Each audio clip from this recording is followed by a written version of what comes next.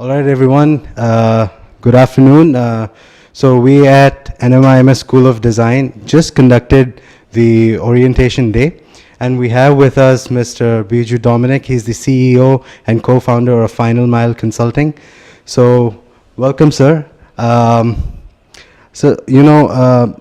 Just for a thought, I would like you to give a message for the new batch of NMIMS students.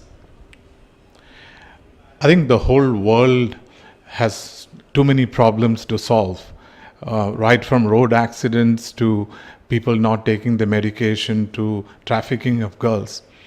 The last mile of all these problems in society and in business is actually design, which means that all of you who are joining a design school are entering into a world which is to solve some of the biggest problems of this particular world. So it's an extremely wonderful journey, a journey which I'm sure you will enjoy. And in that process, you really go on to make a huge contribution to this particular world. So go ahead, become a wonderful designer. Go ahead and solve some of the biggest problems of this world. All right, thank you so much, sir. So generally, when people talk of design, they might say, okay, it might be typography or product design per se, but you yourself are an expert in the field of behavioral architecture. So NMIMS School of Design also has similar fields of sociology, anthropology, psychology. So how important are those fields for a designer per se? I think first of all, let me congratulate NMIMS School of Design for thinking in that direction.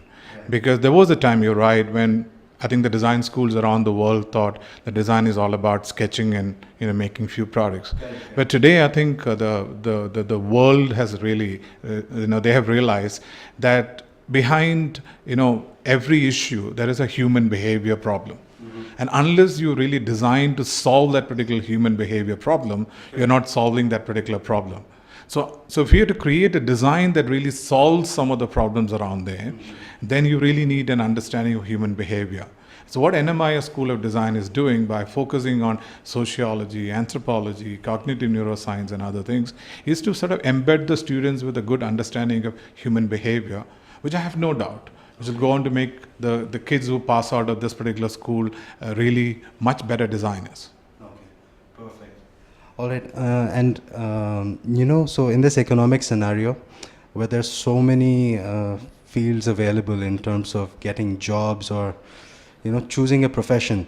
So where does design or designers per se, where do they fit in this huge economic scenario?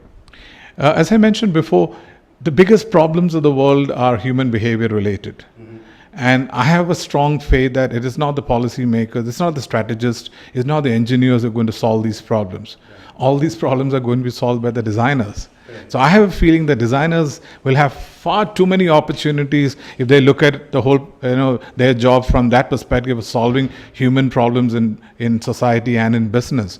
So job opportunities should be a problem.